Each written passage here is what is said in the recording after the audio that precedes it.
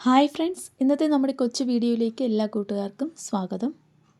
ഇന്ന് ഞാൻ വന്നിട്ടുള്ളത് ഗോതമ്പ് മാവ് വെച്ചിട്ട് ആവിയിൽ വേവിച്ചെടുക്കുന്ന വളരെ ടേസ്റ്റിയും ഹെൽത്തിയുമായിട്ടുള്ള ഒരു റെസിപ്പിയുമായാണ്.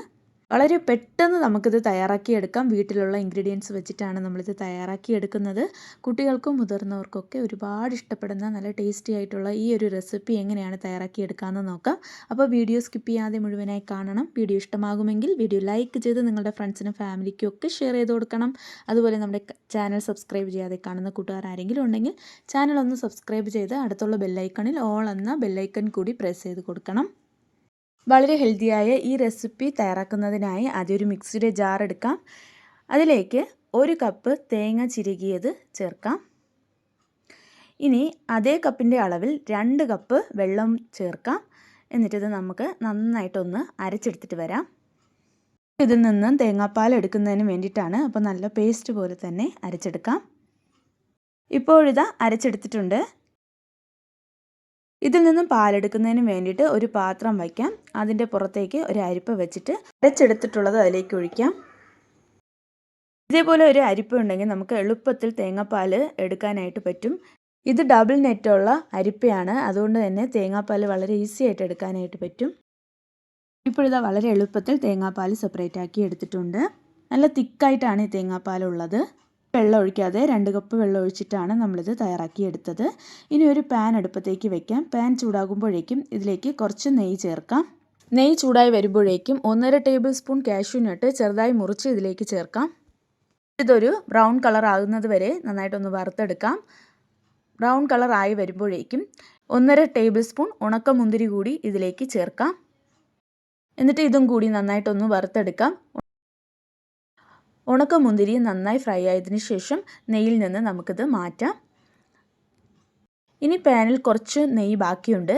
ഇതിലേക്ക് നമുക്ക് 1 കപ്പ് ശർക്കര, പൊടിച്ച ശർക്കര ചേർക്കാം. കയ്യിൽ ശർക്കരയുടെ പൊടി ഉണ്ടെങ്കിൽ അത് ചേർക്കാം, അല്ലെങ്കിൽ കരിപ്പട്ടി ചേർക്കാം. ഇപ്പോൾ ഞാൻ ശർക്കരയുടെ പൊടിയാണ് ചേർത്തത്. ഇനി ഇതിലേക്ക് നമ്മൾ നേരത്തെ എടുത്ത് വെച്ചിട്ടുള്ള തേങ്ങാപ്പാൽ കൂടി ചേർക്കാം.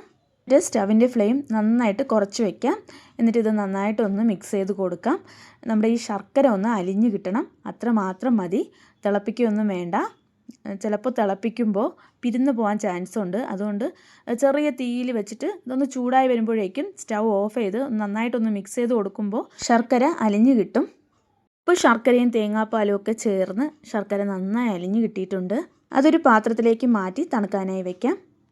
ഇനി ഒരു അല്പം വലിപ്പമുള്ളൊരു പാത്രം എടുക്കുക. അതിലേക്ക് 1 കപ്പ് ഗോതമ്പ് മാവ് ചേർക്കാം. ഇനി അതേ കപ്പിൻ്റെ അളവിൽ 1/4 കപ്പ് അരിപ്പൊടി ചേർക്കാം.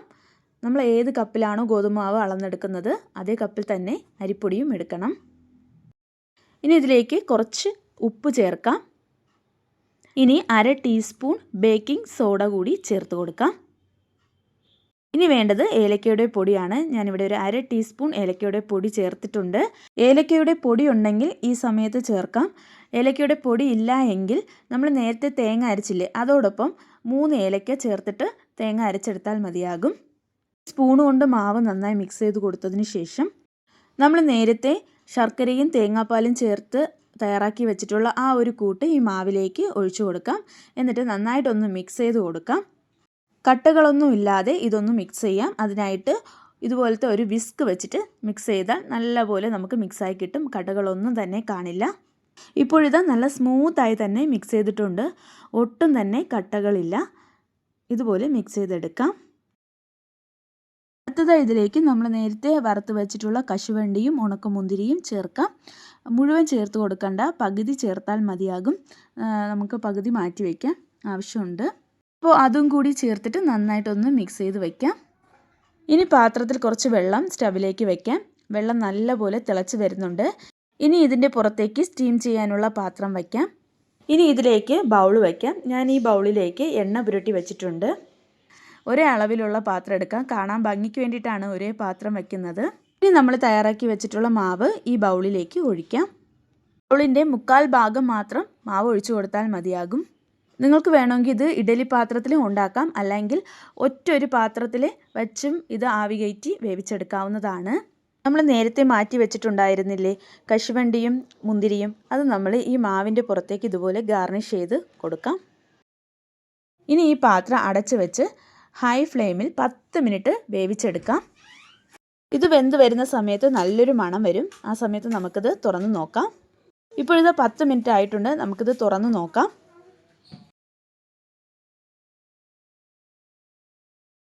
ഇപ്പോൾ 10 മിനിറ്റ് ആയപ്പോൾ തന്നെ നല്ല പാകത്തിന് വെന്ത് കിട്ടിയിട്ടുണ്ട്. ഇനി ഇത് ഈ പാത്രത്തിൽ നിന്ന് മാറ്റാം.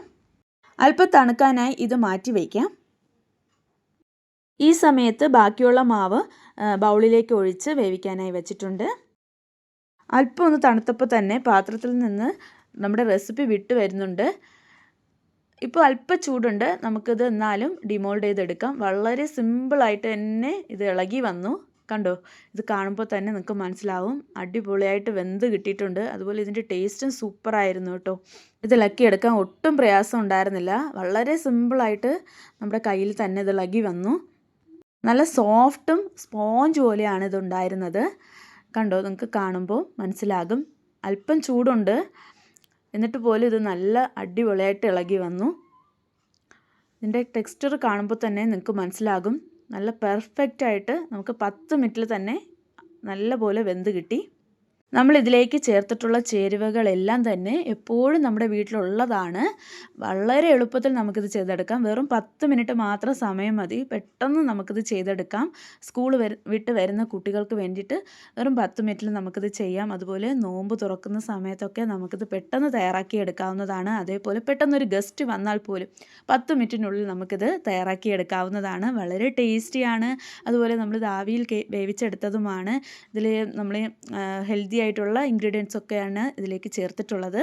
അപ്പോൾ ഉറപ്പായിട്ടും കൂട്ടുകാരെല്ലാം ഈ ഒരു റെസിപ്പി ട്രൈ ചെയ്ത് നോക്കണം. ട്രൈ ചെയ്ത് നോക്കിയിട്ട് നിങ്ങളുടെ അഭിപ്രായങ്ങൾ നമ്മുടെ കമൻറ്റ് ബോക്സിൽ വന്ന് അറിയിക്കാൻ മറക്കരുത്. അപ്പോൾ നമ്മുടെ ഈ വീഡിയോ ഇഷ്ടമായെങ്കിൽ വീഡിയോ ലൈക്ക് ചെയ്ത് നിങ്ങളുടെ ഫ്രണ്ട്സിനും ഫാമിലിക്കും ഒക്കെ ഷെയർ ചെയ്ത് കൊടുക്കുക. അതേപോലെ നമ്മുടെ ചാനൽ സബ്സ്ക്രൈബ് ചെയ്യാതെ കാണുന്ന കൂട്ടുകാർ ആരെങ്കിലും ഉണ്ടെങ്കിൽ ചാനൽ ഒന്ന് സബ്സ്ക്രൈബ് ചെയ്ത് അടുത്തുള്ള ബെല്ലൈക്കണിൽ ഓൾ എന്ന ബെല്ലൈക്കൺ കൂടി പ്രസ് ചെയ്ത് കൊടുത്താൽ ഞാനിടുന്ന എല്ലാ വീഡിയോസിൻ്റെയും നോട്ടിഫിക്കേഷനും നിങ്ങൾക്ക് എളുപ്പം ലഭിക്കും. മറ്റൊരു പുതിയ വീഡിയോയുമായി വീണ്ടും വരാം. അതുവരെ എല്ലാ കൂട്ടുകാർക്കും നന്ദി.